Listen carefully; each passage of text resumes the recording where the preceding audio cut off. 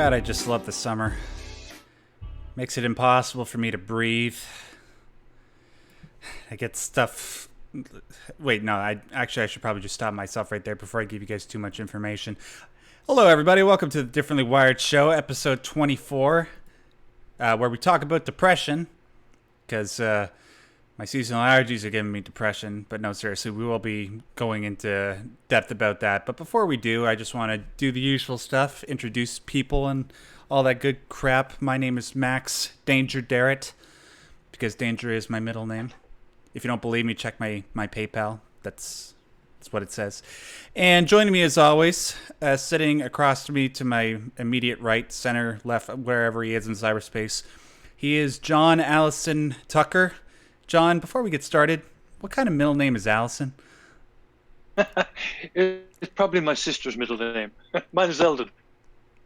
Probably. Okay. We'll have to talk about that later. Instead of you giving me the therapy, I might have to give it to. Anyway. Before we get started, I'll do the usual stuff. Facebook. We have a Facebook page. We have a link to it in the description box below. If you haven't liked it already, I know some of you haven't. Why haven't you? And also, we have a Discord page. I'm proud to announce, if I haven't already done so, that we have crossed 400 members. We're at, 420 right now? I know somebody's going to make a joke about that in the chat. But if you haven't joined already, make sure you join there. Everybody's loving the Discord server so far. It's a very happy, calm community that you can join if, whether you're differently wired or not, it doesn't matter. We're happy to have you.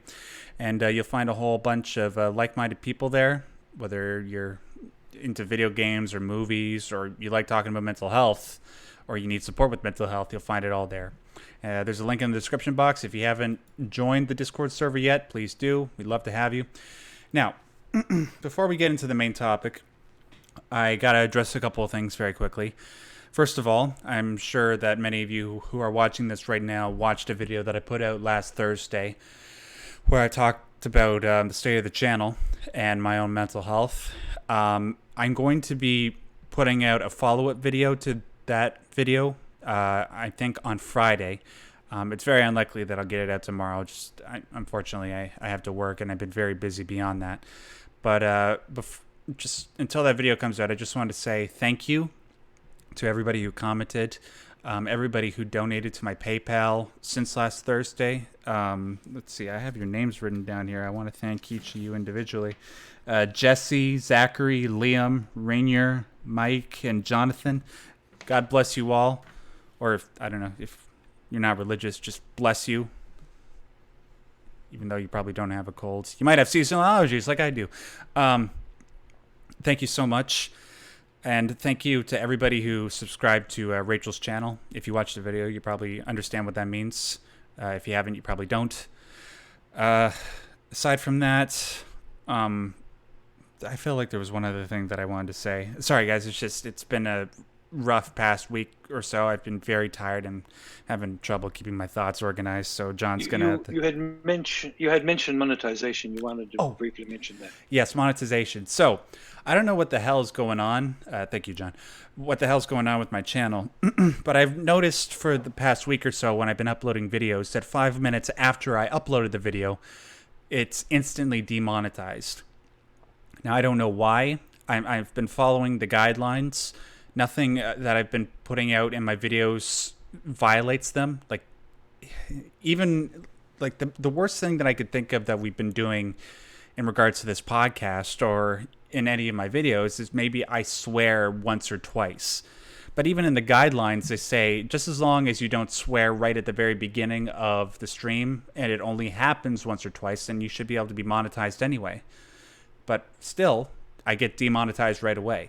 Now, I have appealed all the videos that I have been demonetized on, and including the one that I just put out a day ago where I reviewed Crash Team Racing. YouTube says, yeah, they're totally fine for monetization. So I got to ask, why the hell was I demonetized in the first place? It doesn't make any sense. Although there is one exception. My video in the Truth About Asperger's Syndrome series, where I talk about school, it's episode 7, that's been permanently demonetized. Don't know why. But anyways, it's a big pain. I just telling you guys that right now because YouTube is going down a very dark path. I'm sure if you follow the news or if you're in the know, if you follow the same YouTube channels that I do, you understand that sooner or later YouTube is going to be the victim of its own behavior, and a lot of people are going to be moving over to secondary platforms because of the way that they're treating their creators. So until then, I just wanted to ask you guys, because of the financial situation, if you enjoy our content, if you think it's valuable, if you think it's useful, maybe consider donating. There's a PayPal link in the description box below. I understand if you can't, but I'm just letting you know the situation as it is. Before we jump into the main topic, one other thing. Gray59 sends in a $2 super chat, and they just say, "Hi, Max." Well, hi, Gray59. May I just tell you that you are the man or woman or, I don't know, fellow Simpsons kin, hopefully. Thank you. Let's move on to the main topic of today, which is depression. This one was suggested to us in our Discord server by a guy, or sorry, I don't mean any offense. It comes to us from somebody named Dat Clarinot, and the "ot" in Clarinot is spelt with a 0. How clever. And it's a very timely topic because, like I said with the video that I released last Thursday, I've been dealing with a bit of increased depression lately. It's gotten to a level that it hasn't been at for the past 5 or 6 years. And with all the chaos that's going on in the world right now, I figure it's best to sort of talk about it, elucidate it, sort of get to the bottom of what causes it, and maybe discuss methods of how to overcome it. But first, I want to start with John because I want to try and give him. I feel like sometimes during the show I talk too much and I don't really give him that much airtime. Obviously, John, in your practice, you've definitely come across people with depression. I just curious, like, how intense has it come across to you and your clients? Well, quite often, quite depressed. The comorbidities that go with ADHD and Asperger's range all across the alphabet soup spectrum, from OCD, ODD, anxiety, depression. Depression's never very far away from a lot of my clients because you know the situations they find themselves in is frustrating, and they don't have power, and they don't know what the future holds, and they can't be confident about things. So if you're constantly facing a world that is challenging and you don't really see what to grab onto, it can be a downer, and it you know just that situation. But there are other reasons for depression too that we don't really understand. Sometimes you're in a good mood, sometimes you're not. It might be chemical, it might be not enough exercise, not enough something. But I love in the video you put out the other day, the acceptance of depression. Okay, here it is. Okay, I can't be happy go lucky Pani and pick myself up by the bootstraps. I can appreciate this frame of mind. I can look at this gal's video and see what she's faced with and see how she's handling it. So instead of like fighting this depression, you're kind of going with it and seeing edges around getting out of it without fighting it head on. Fighting it head on seems to be kind of difficult most of the time. Because you sort of have to accept yourself, accept the condition, understand what's happening in you, and reach for resources and help and stuff that you can. In some cases, you need to be a little bit patient when you'd rather be impatient. Yeah, I agree, John. Unfortunately, for whatever reason, your audio quality is fluctuating a bit. Discord tends to do this. You just have to usually wait for a minute or two. So I'll just sort of speak to a couple things that you said. Depression, the way it sort of manifests, like you said, a lot of it we don't really know about. We know about some of the things, though. So, for example, like you said, things like exercise, things like proper diet. Depression has been linked to inflammatory problems. You know, if you happen to be eating the Mm-hmm. wrong thing, it can just Mm-hmm. throw your entire system completely out of whack. Like I knew somebody, for example, that had such a poor immune system that they pretty much couldn't eat anything aside from beef um, and vitamins, right? And when they figured that out, it took them a long while and it took them a lot of hardship to figure that out. But once they did, essentially most of their depression symptoms went away. It's a really terrible thing because narrowing it down is like trying to figure out what a baby wants who won't stop crying, except the possibilities of what's causing them to cry go beyond things like maybe they're hungry or maybe they need to use the washroom or whatever. Um, Mm. and for me, for example, I've dealt with depression at times during my life. It's not something I've been diagnosed with, but it just comes about naturally when I'm dealing with the other things that I have been diagnosed with. And when I've dealt with them, I've tried exercising. That hasn't really brought me a lot of relief. I've tried eating better, not so much. Um, really, what it comes down to, what I see very often, especially in people that are differently wired and people that I talk to regularly, is that they can't find enough of a meaning to sustain them beyond the tragedy that they're dealing with. And unfortunately, because nobody's around to help them right away, or even not right away, just not around to help them, period, they find themselves digging themselves into a deeper hole that they don't know how to get out of. And depression, like, it can just completely break you. I'm speaking from experience. I'll tell you about one thing that I dealt with about 7 years ago when I first went off to university. I was so depressed living on my own. Um, I really didn't know how to function properly. It was at a time where I didn't know that I had autism yet. I didn't recognize the importance of a routine for myself and how not having it throws my life into complete chaos. And what happened was, sorry, this is a bit of a difficult topic for me. Um, when I was at university, I went to the University of Ottawa from 2010 to 2011, and I was only there for one semester, and that entire semester was a complete wash. When I was there, I didn't eat. I remember there were days where all I would eat was 2 bowls of Cheerios and that's it. I remember even there was definitely one day, it might have been 2 days where I didn't eat anything at all. I was just so depressed. I would spend all day in my room. I wouldn't go to my classes, and I didn't know what to do. I was so ashamed about what my parents would think. I was so ashamed of myself. The problem is, it comes a bit of what, as perverse as it is, a bit of what causes the depression to become so intense is because we don't know how to reach out and ask for help, to reach out beyond the shame. Sometimes people just don't know how to deal with these things, like I did when I was in university. And unless we overcome that shame, then we can never really address these things so that we can live a happy life long term. Sorry if I rambled a bit there. I'm trying to put all my You thoughts together. you're making me think of something else that came out of the video you just made. And one of the things I've noticed in my practice is that the more people think about their troubles and worry about how to get out of their troubles, it's like quicksand. You you can't you're climbing out of a hole that you're making. You're struggling and you're making a hole. But in your video, you talk about a route forward where you're looking out at somebody else. In other words, you're in the role of helping, observing, being in the world.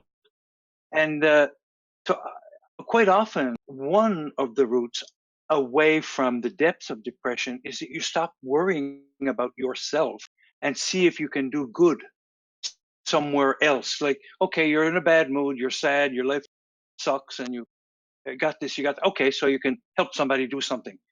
Okay, you can be depressed and sitting alone and moping, or you can be depressed and helping somebody do something. So the second stage is slightly better than the first stage. and sometimes it helps ameliorate the effect of depression. Another thing I wanted to mention, I don't know if I mentioned this before, but my wife and I are now looking at cooling blankets and gravity blankets, which are these devices that help you sleep. You can get weighted blankets. One of the brand names is Gravit 2, a Canadian one. There's one gravity blanket. There is chili pads and a whole pile of different things people use to cool down, to help them with sleep, to adjust the temperature so sleep gets better. So one of the ways of helping with depression is finding ways to get better sleeps. Better exercise, better food, better sleeping. Yeah. Chili pads, you said? Chili pads, yeah. You can look up CHILLIPAD and you'll see this explanation of a blanket, which not a blanket, it's a pad that fits underneath the top sheet of your bed, and little tiny tubes of water flow, and they're acting like the reverse of a radiator. In fact, you can buy a queen one or a king one, which one side can be warm, one side can be cold, and you can adjust the temperature within a degree or two, slightly warm, turn it down a little, turn it up a little bit, whatever. Apparently, this has a great impact on sleep.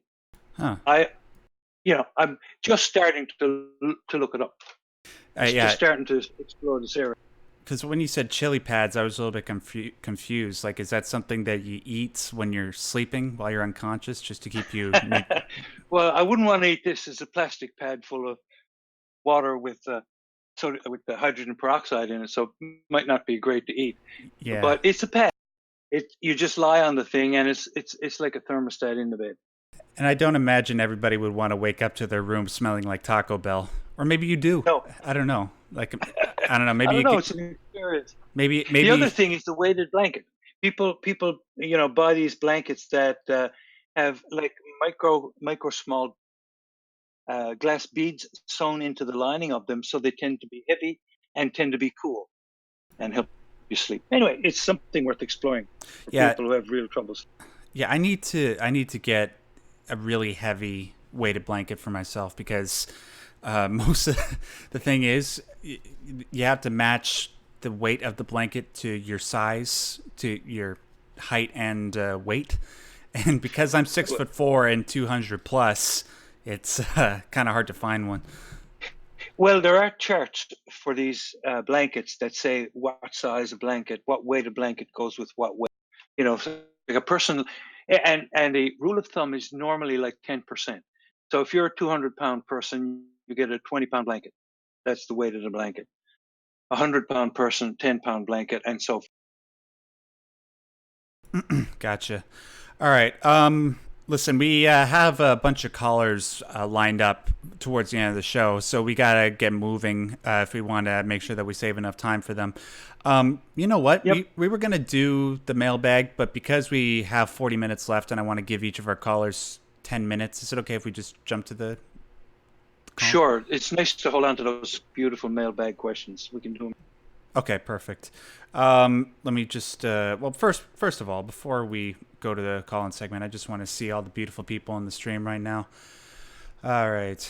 Hi, Joshua. Hi, Claire. Hi, Samson, Emerald Queen, Matthew, Alex, Winged Potato, Sunquad, Jackass 315. That's great. Tormented Dreamer. Oh, Shy Violet. She says, I love Taco Bell. Well, I mean, more power to you.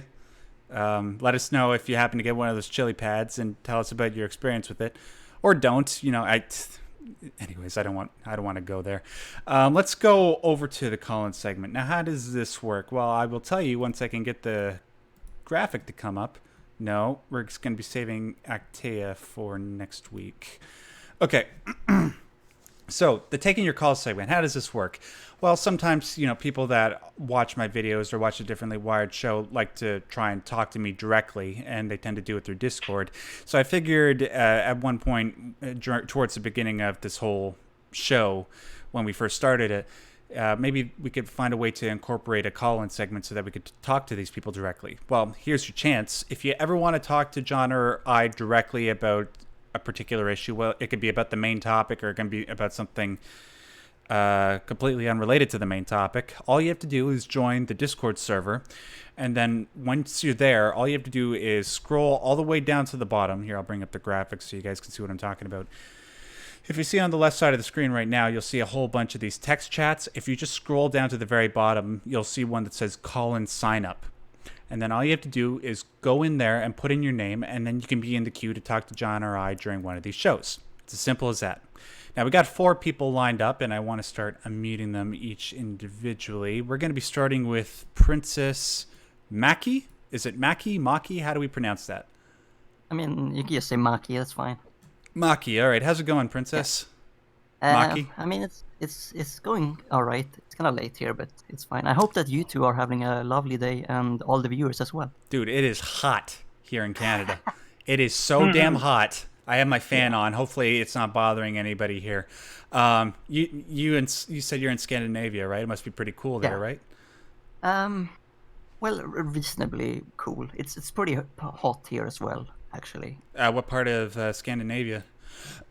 Sweden. So, perfect. Yeah, I have a friend in Sweden. One of the best people that I know. I've known her for the past 10 years. She's very wise. Yeah, her name's Amy. So, what did you want to talk about, Maki? Well, on the topic of depression, I think some things that are kind of, I feel, important to think about is that the thing that because I said earlier, the whole that if you think about your issues all the time, it's like quicksand. I really agree with that statement because it's really important to have some kind of goal or somewhat like a goal, something of a goal that you want to like fulfill or want to move forward. It's to like not stay static. I think that's one of like the most important things, because me personally, I know that I've been like depressed for like 13 years or something. I think 14 now, and it's still going on. But I'm slowly finding myself, and because of that, being able to move forward, right? Because now I kind of have a goal. Because the thing that I did that was really important after I tried to like tough things out, and you just like keep moving forward without like taking care of the issue itself and like getting help. In the end, it was just that I just realized that I can't do this anymore because I need help. Because you can keep moving forward and keep like struggling past it and not really look into the issues itself, but it's not really gonna help you in the long run. So if anyone is actually watching this and is really struggling with it, I really advise you to go and meet a professional. Even if you feel really bad about it, or if you feel like that this whole stigma thing in society, whatever, like, it doesn't matter. You just like do it for yourself because it's really important.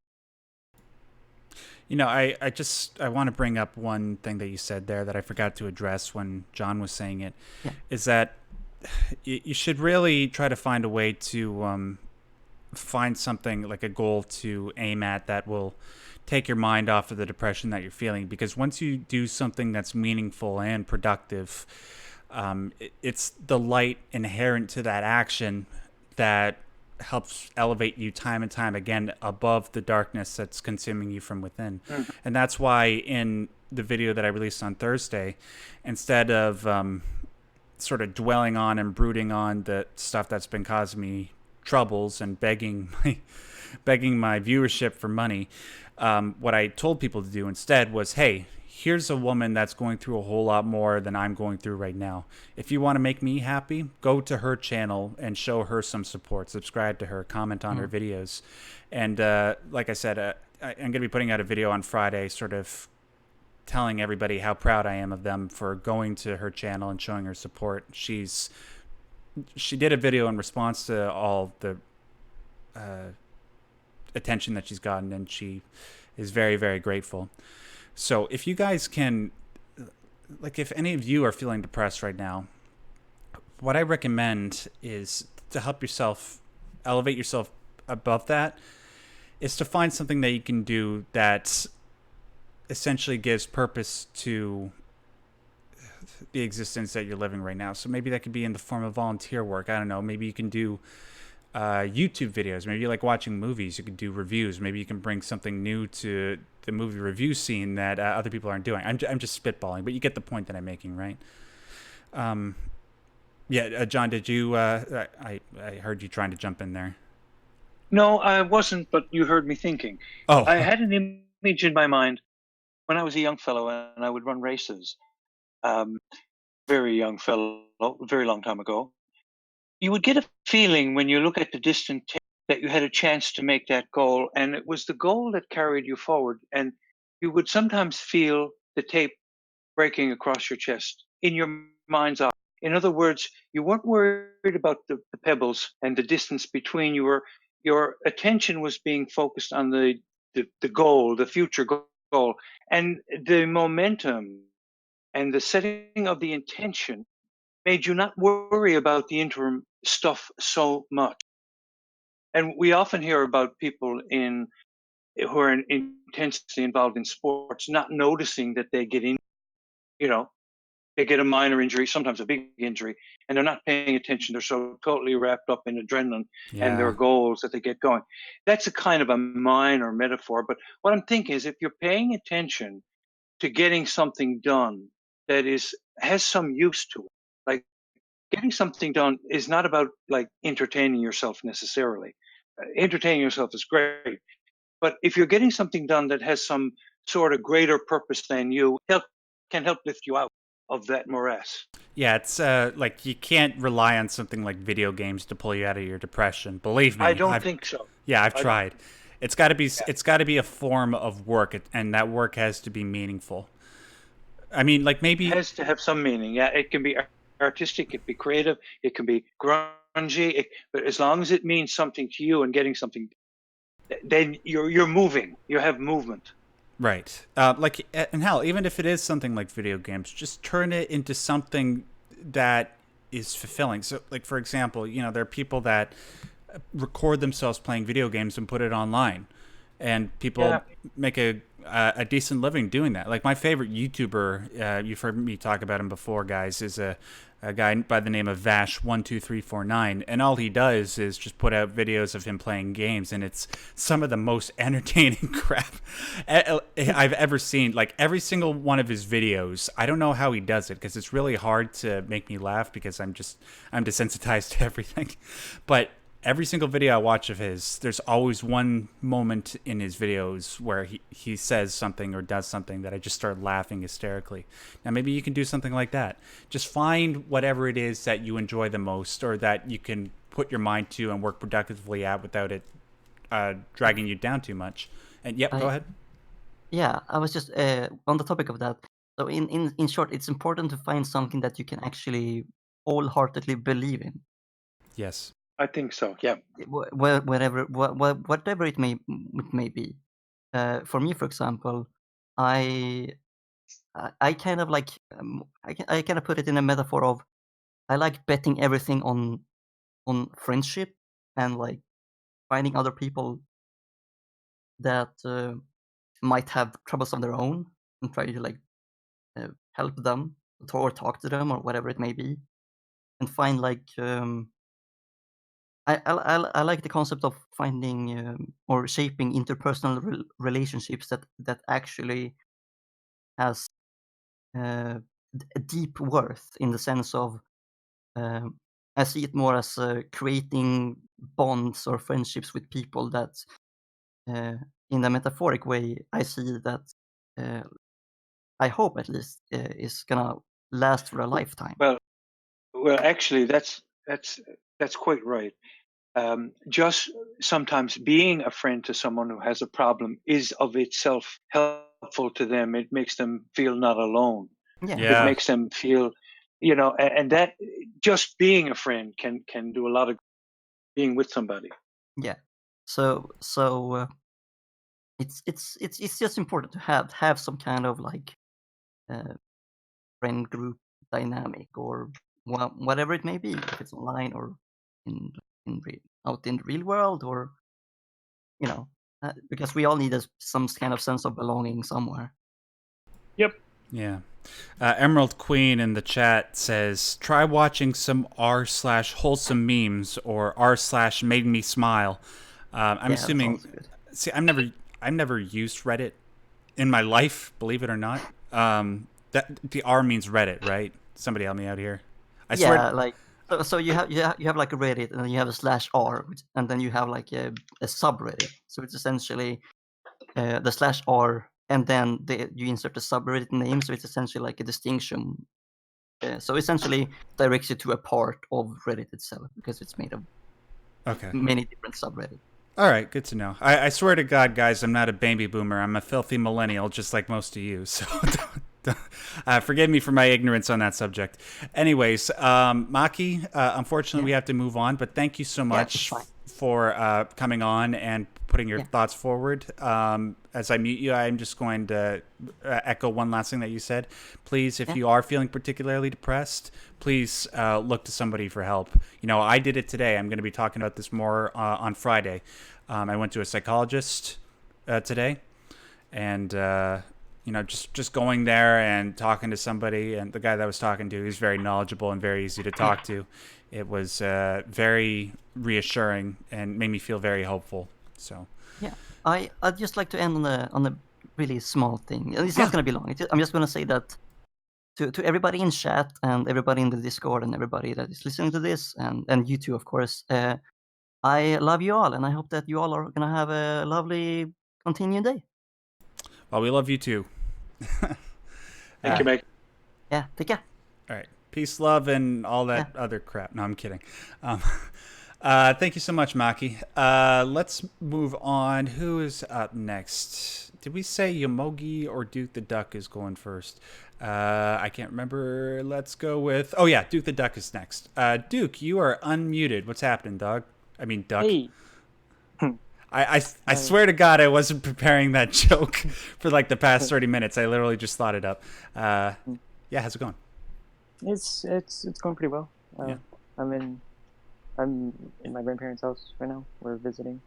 It's nice. Are your grandparents nice? Yeah. Like, yeah.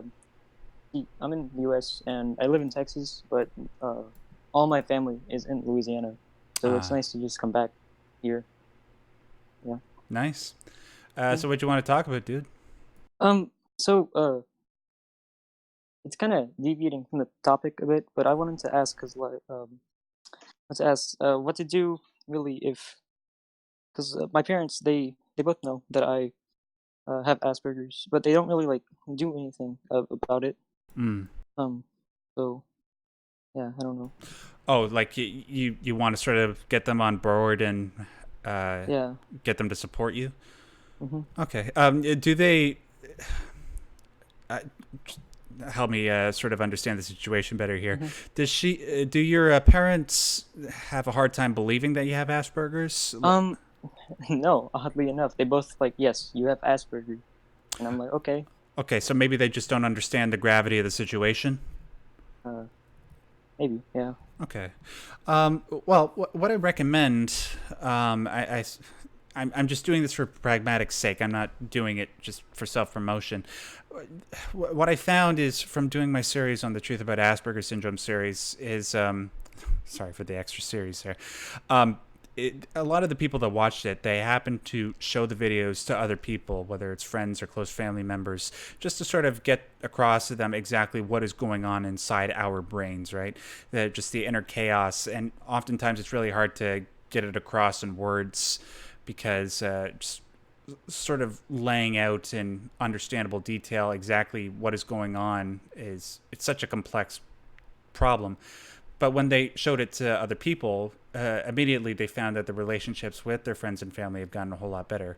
So one thing maybe that I recommend you do is like if you know Asperger's is causing you a significant amount of stress and you really really desire support from your parents, show them those videos and see what they think. I have a couple other things, but John, I was just wondering if you Pardon? could jump in. Yeah, sure. Actually, you made me think of something, Max. Often when I was a school teacher, I would find that discussing things in groups that you would watch together was way better than going home and watching it. I just had a, a thing flash across my head that Duck could find a friend, a sibling, somebody who is on board with understanding his Asperger's and have a little kind of a, I don't know, a party, a gathering, watch a couple of videos and then talk about them. Make it a little bit slightly more formal than, hey, look at this show. Have an opportunity to talk, have an opportunity to have popcorn or, Cajun burgers or whatever you have. Hmm. And make it Avocado on sort of toast a, if you're a hipster. there you go, right? But you make it kind of a little semi-formal kind of, let us get together. I want you to look at this and let's talk about it and go back and forth in a kind of a, I don't know, a seminar kind of a way. Yeah, and if that sounds a little bit too formal for you, or one other thing I'd recommend, just sorry, something in my throat. One other thing I'd recommend that's helped me a lot in the past, I'm going to plug John now, is getting somebody to advocate on your behalf. One thing that's really helped when I was a formal full-time client of John's is that when I had problems getting across to my parents what was going on, he spoke to them on my behalf to try and get it out in a more articulate, understandable way. Now, John, you could probably recommend, because I know that you're really busy, a whole bunch of people that do that sort of thing and understand autism. Maybe we could send him a link afterwards to whatever, like the main website it is that you recommend to people. Well, actually, it's easy to say. The best organization with the biggest bunch of folk in it is the ADHD Coaches Organization, ACO for short. They have a directory, and you can find people close by. So that's one directory. The other one is Psychology Today. Everywhere in North America and beyond, they have a massive big registry of people who are psychologists and coaches, and social workers and so on. But the I think the ADHD Coaches Organization directory would be very good for. Okay, so those are a few options there, Duck. Is there anything else that you wanted to ask, or maybe you had a question about some of the things that we brought up? Uh, well, first of all, thanks for the advice. I do think that's gonna help a lot. Um, I don't. I kind of want to add on to Yeah. what has been said. So about finding a friend group, like, especially if you have Asperger's, it's really hard socializing. I know it is for me, Oh, yeah. but yeah, what I did is that um all the way in 5th grade, uh, I joined band, and Mm. um band is actually it's helped me a lot, especially recently because I've moved around so much in the past years, like, and I had to transfer schools, and like without really knowing anyone there, they've over the course of like 2 years, they've become like my second family, and it's really nice.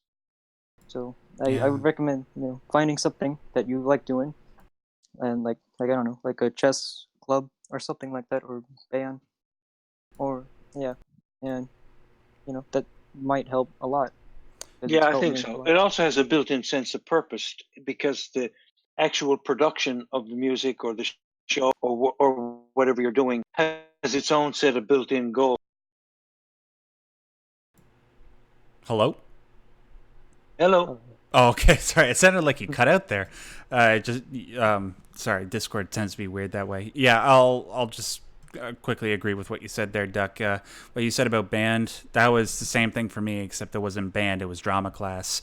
Although I don't really talk to those people anymore because it's been like a million years since high school. I remember my time doing drama class was a lot of fun, and the people that I worked with there were awesome. They're very supportive. And also, a side effect of that, which I've talked about in the past, is that it really does help people on the spectrum, or even anybody who's socially anxious, understand the basics of social interaction. And once they do that, it's quite fulfilling, and it makes you feel very accomplished and proud of yourself, knowing that you were able to overcome this seemingly impossible problem. So, anything you want to say before we let you go there, Doug? uh, um, uh, Can I ask not you why really. your name's Duke the Duck? Okay. So, um, well, my name, my real name is Duke. So, all my older friends, well, not older, but like back in 6th and 7th grade, they would all call me Duck, and so I just took the duck and stuck. Oh, So okay. yeah. Were your parents fans of John Wayne? Oh, yes, they were. Ah, They're okay. big country fans. Gotcha. I was named Max because Homer Simpson once called himself Max Power. That's totally not true. Anyways, thanks so much for coming on, Duke. We'd love to have you on again. Let us know if the suggestions that we gave you were of any help. Whether they were of help or not of help, please come back on anyways. We'd love to hear about your progress and help you further if necessary. Okay? Thanks for having me on. All right. Thanks so much, Dog. Or Duck. Excuse me. All right. Me and you now. Let's move on to our third caller. And our third caller goes by the name Yomogi. Is that like Yogi Bear's son? I don't know. That was the best I can get. How's it going? I'm good. How are you? I'm pretty decent, dude. I'm baking them biscuits up in here because it's so damn hot. But aside from that, I'm good. Damn. Yeah, where are you from? The Utah, Colorado area. So. Oh, I'm so sorry. No, I'm kidding. No. So, what'd you want to talk about, dude? Sorry, one thing I would say on the whole depression, I have noticed something interesting about. Yomogi, sorry to interrupt you, dude, but I need you to move closer to your mic or turn up the gain because you're still pretty low. Sorry. It's okay. Thrift store mic. It's okay. Yeah, you're good now. Just speak Okay. loudly and clearly. All right. So one thing I have noticed a lot about this whole differently wired community is majority are I don't want to say atheists, but non-religious. But one thing that has helped me with my depression is finding religion, actually. Okay. Which I don't know if that's the most popular route in this sort of situation. If you go either way, it works. Doesn't work for others. Just remember, dude, to keep speaking up. You're fine there at the very beginning, but just trailing on. But just very quickly, I understand. I've had my own journey when it comes to religion, and I understand the comfort that it can give people. Even people who are atheists and are militantly against religion, they'll acknowledge the value that a religious community can give to soothing the soul and relieving you of your existential doubt. Right. And also, a natural product of atheism is sort of a nihilism, and that can be bad, but sometimes it can be a soft nihilism where people don't really give much thought to those types of questions. But even people that were militantly against religion, they recognize that when you don't have a religion or a consistent moral structure, but only the values they create for yourself, that doesn't always lead to the firmest foundation, and the rug can be pulled out from beneath you, the rug of life, and can destroy every bone in your body. So I understand why you say that religion can be helpful. Right. Yeah. It's yeah. Go ahead. Yeah, I tried a little bit of existentialism and philosophy, but for the most part, it just really didn't work out for me, so it wasn't really my path. I kind of looked in. You're right about nihilism. I think that's just what it all leads to once you take religion out of the picture. I mean, it could go in a good way. I've seen some of your videos like about the Man's Search for Meaning. That was really good. I want to read that book now. Oh, thanks, dude. Yeah.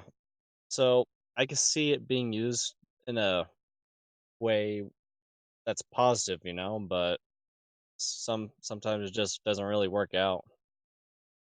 Yeah, what I'd recommend for anybody, whether they're religious or not, is just to read the relevant literature. I've gone on a religious journey myself. I was raised a Christian.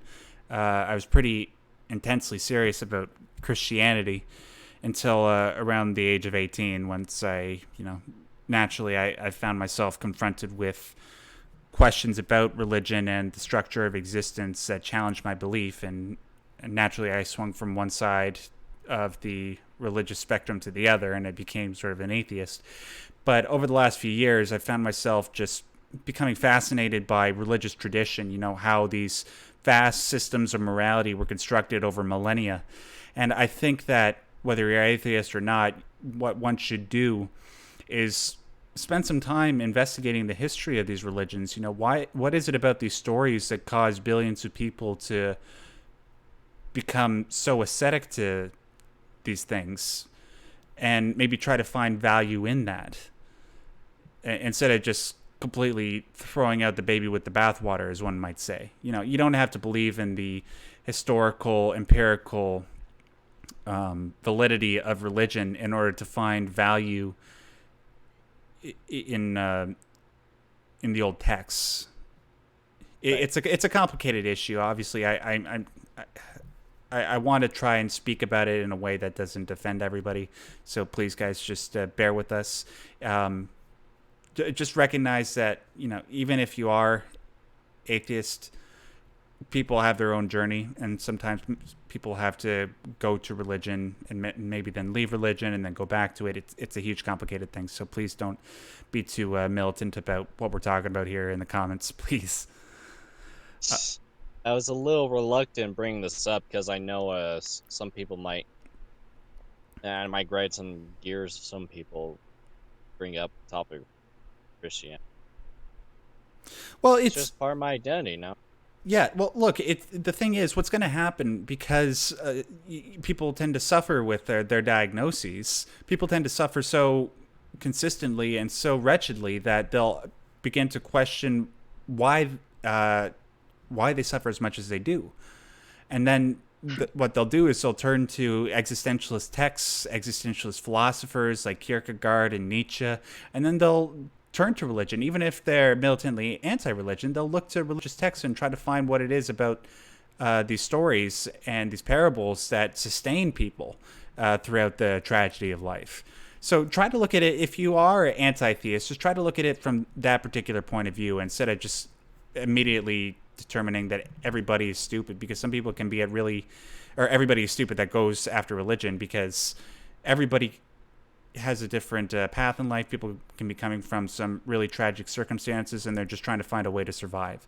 So in that sense, try to see some validity at least in their pursuit, even if you don't view religion overall as a worthwhile pursuit. Hopefully that makes sense. I find my brain is going a little bit. John, is there anything you wanted to say on the subject? No, but thank you, Yomogi, for bringing it up. This is a community whereby we should respect people's different routes, different journeys, and different wires. Right. Exactly. Thank you. No, thank you.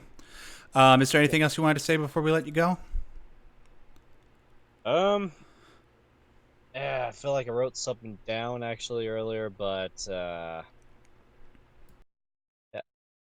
Well, this is out of topic actually. Yeah. But I remember reading that the average age of decease or day of death, the average lifespan of someone with autism is like 36 to 54. Do you think there's any truth in that? Or... What? Yeah, actually, it's somewhere around there. I hope not. I'd love to see a source for that. Well, to be fair, they did include autism cases with epilepsy and suicide. Well, that would complicate it. Yeah. So if you're like, I think you and I both have Asperger's and ADHD, so I think we'll probably live a little longer, but we do have a lot of anxiety issues, so that might... Statistically, there's been some work done recently that has been talked about by a very well-known researcher, Russell Barkley. I was at an ADHD conference last November, I guess it was.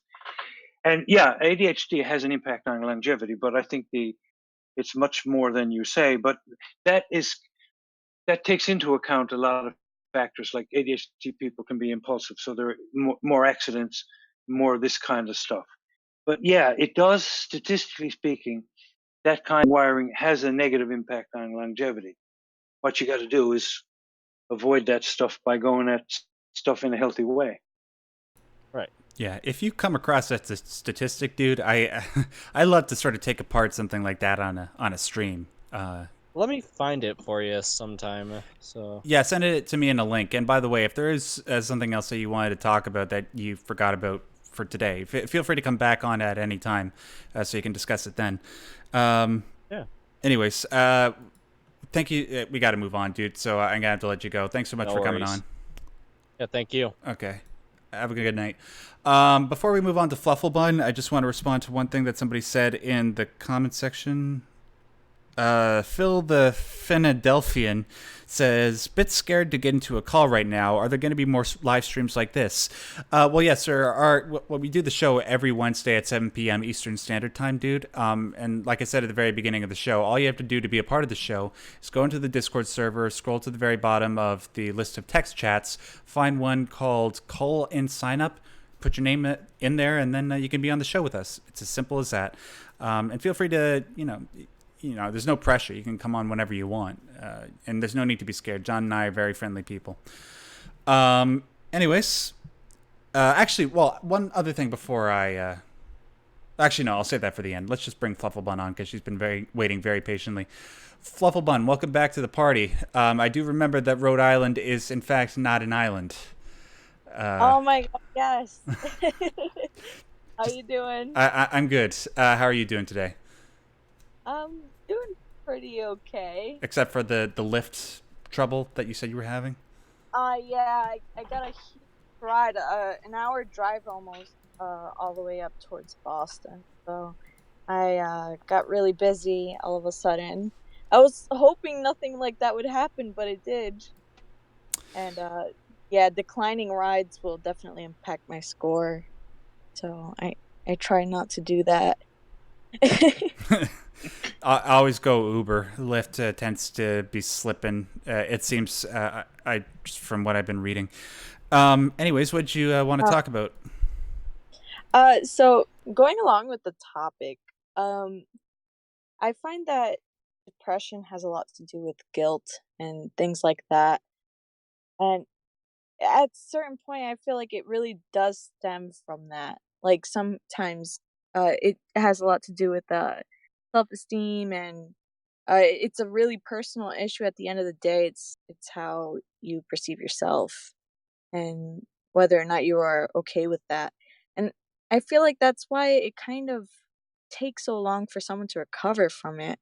You kind of just have to learn how to accept yourself. It's really difficult.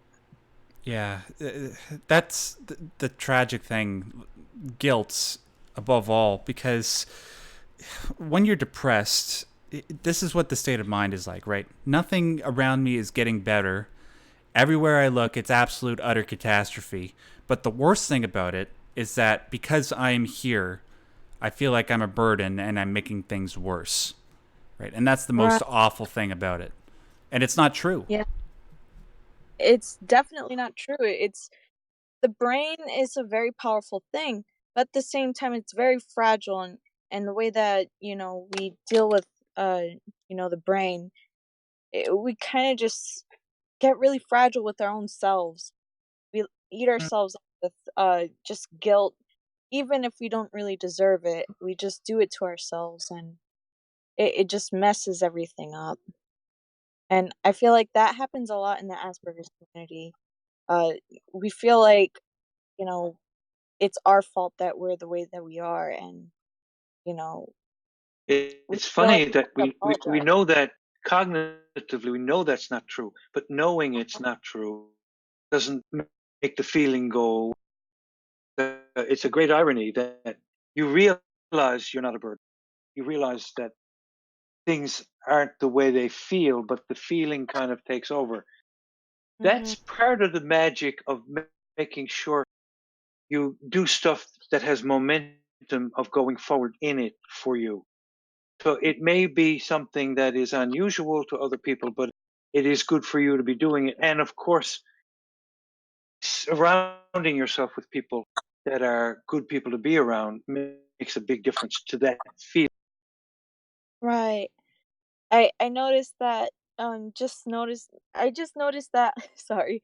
I just noticed that um basically just having something to be proud of and having others that can cheer you on is really something that Mm. heals it, but it's so difficult to get to that point where you know you're doing good and you know that other people are noticing that you're doing good, that it's quite a complicated thing. You could be doing good with anything, but the problem is how significant is the person thinking of that improvement? You know what I mean?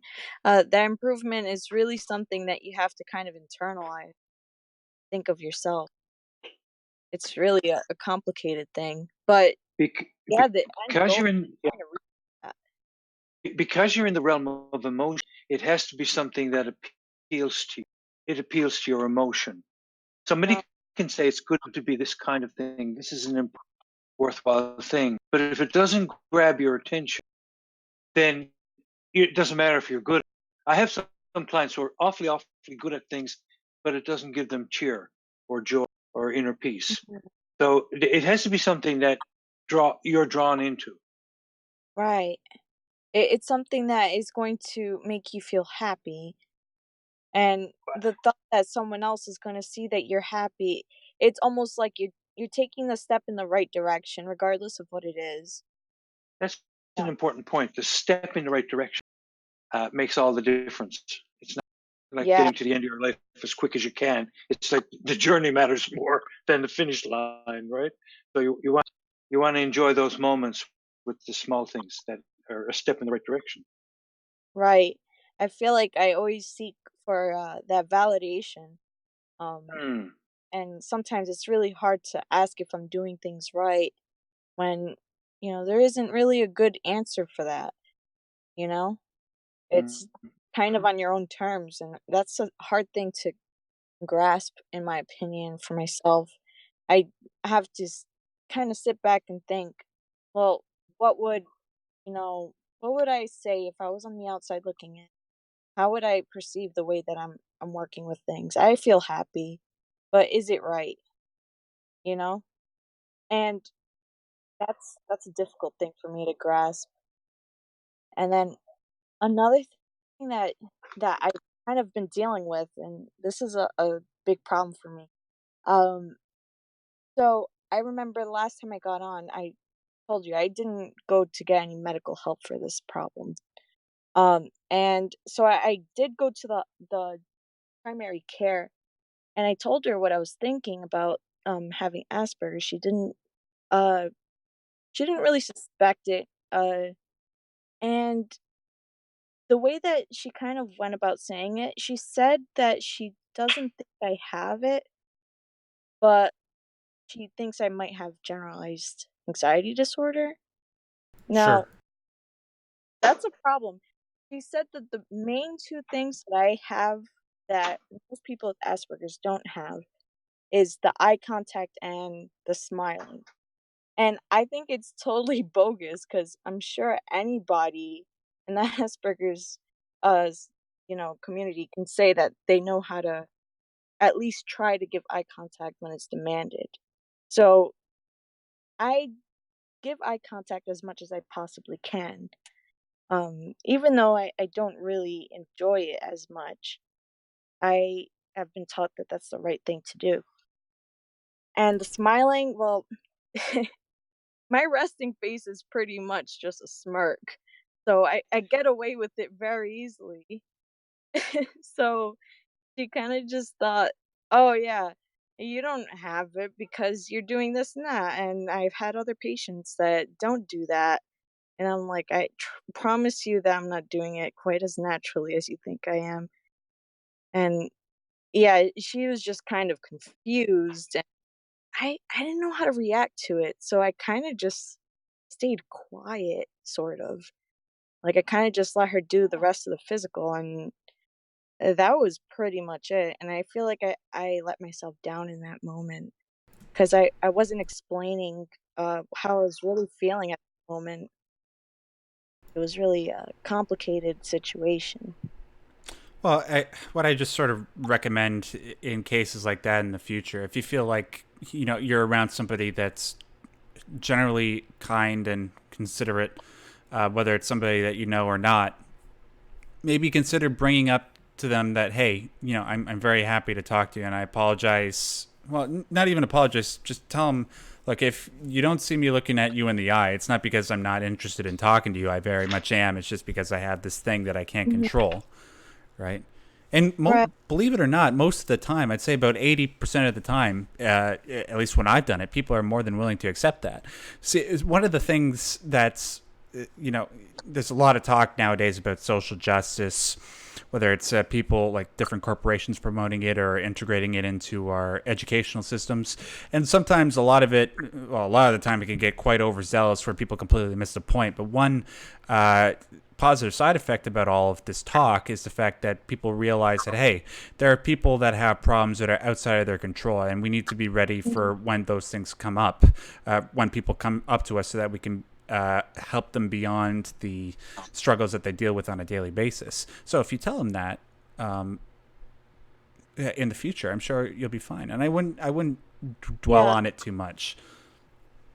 Yeah, it was just kind of like that invalidation factor that I kind of got like, oh, what? No, that's not how you feel.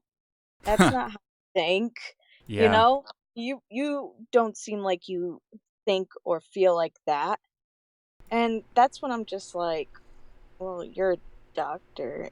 I I'm trusting you to at least be a little bit persuasive on this and kind of try to understand where I'm coming from or how I like give me some hypotheticals and see how I'd react to it or something or send me to someone, but she did neither of those things and she kept really professional about it and kind about it. I mean, she was smiling and I assumed that she was, thinking really highly of me, but I kind of felt put down and I think she didn't really notice that I felt let down a little bit, but I really was, and I wasn't trying to show it.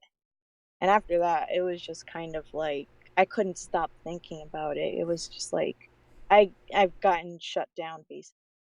Is there some way that you can get in contact with this person in the future?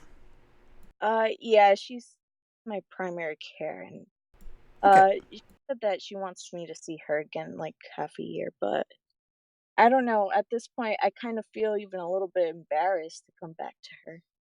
Well, I understand, but if you decide to go back to her in the future, just they're doctors. They're supposed to help you.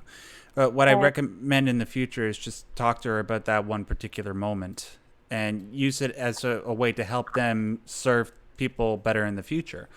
And it's kind of ridiculous, the way that she was speaking to you, even if she was trying to do it in a calm way. Like, people should know by now that when somebody says that they had depression, they shouldn't say something like, "Oh, well, I mean, I've seen you smile, so that must mean you don't have depression, right?" Right. Right. Like, I knew deep down inside that I knew I wasn't entirely wrong. Maybe I could be a little bit wrong. Who knows? But I'm not a professional, and that's why I went to her in the first place to see if, you know, can I really say that this is what I am dealing with, or may I be exaggerating? But I don't really think I'm exaggerating too much. The way that I see things and understand things, it makes me stand out a little bit. And I never really understood why. It's kind of like a secret filter that is going on, and I don't really understand it. That's kind of what I've noticed growing up and dealing with other people is that I've kind of stood out from the rest just a little bit. Even though I really tried. I observed how people are and I try to replicate it, but it's replicated but not duplicated. It's just wrong. It You was just know, a little bit I'm thinking, Flufflebun, as I'm listening to you, that it would be great for you to have a small group of people you could talk to who share these same kinds of concerns. Could be a meetup group, or a self-help group of some kind, where they face the same kind of miscommunication. And no matter how professional people are, they're not all expert in everything. So it's possible that your presentation of what your diagnosis is a little different from somebody else's. Mhm. That's what I was thinking. Yeah, Yeah. I think that's what's going on here. Not everyone with Asperger's has trouble with eye contact. Not everyone stares into space. Not everyone does this and that and the other. Everybody's different, and they present a little differently. Some people act a little more easily than others. Some people hide away in their basements all the time because they just can't stand being around anybody. Some clients have told me, "I hate the world. I don't want to talk to anybody." So I mean, it varies a lot. Yeah, I can agree on that last comment. I am definitely that type of person that just kind of hides away from everyone. Yeah, you're not alone. Well, yeah. I'm a little bit avoidant nowadays. I'm a hermit. Considering I my part-time job alongside my second job is YouTube. I do tend to spend a lot of my time indoors, so I understand. Listen, sorry, just very quickly. Go ahead. Oh, I wasn't gonna say anything. I'm sorry. Oh, okay. Sorry, I thought you were trying to say something.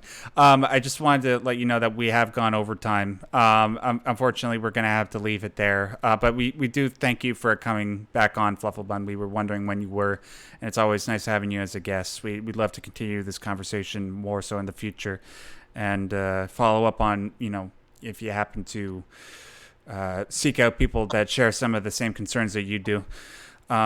And see if you can find a meetup group like that.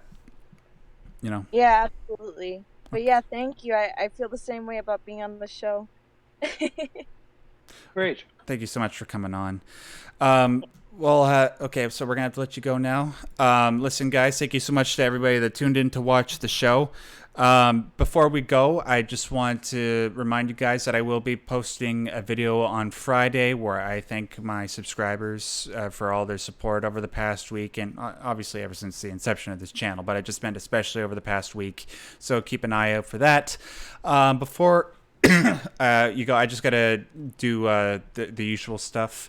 First and foremost, I know we didn't have time to get to it this week, but we will get to it next week.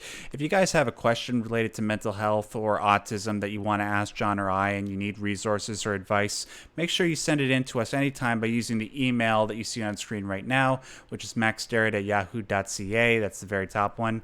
Sometimes, we have some time at the end of the show to address live questions via Twitter. So if you have a question that you want us to discuss live on air towards the end of the show, use the hashtag that you see on screen right now, all differently wired, all one word. We obviously don't have time right now because we went over time, but consider that in the future. And also, if you want to support the show, there are two ways that you can do it. One is obviously financially. I said it already. There's a PayPal link in the description box below. Some people have asked me why I haven't set up a Patreon. I will be doing a video about that sometime next week, explaining why I won't use Patreon, and I never will. I am looking at setting up a service like Patreon sometime in the very near future, and there will be rewards and a thorough plan as to where we're going to be taking this show as well as the whole channel in the future, so keep an eye open for that. But aside from financial means of support, the most important things that you guys can do to support this channel, which in some ways are more effective than financial support, is just by sharing these videos.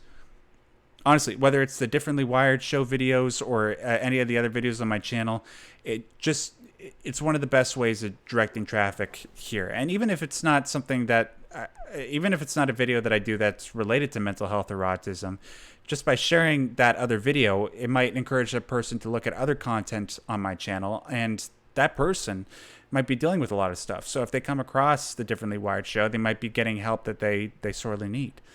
So please consider that. And also, one last thing before I conclude. I see there are 68 of you watching, but there's only 44 likes. That's I don't like that ratio. So hit that like button. Don't even think about it. Just do it. Just make it unconscious. Just make it like you brush your teeth at the end of the night. You just don't think about it. You just do it. Hit that like button. Do I really have to explain why it helps us out? Come on. All right. And with that out of the way, I just want to thank John, as always, for his insight and his hard work when it comes to the show. Thank you, Max. And we look forward to doing this again next week. Until then, guys, I just want to remind you, stay yellow.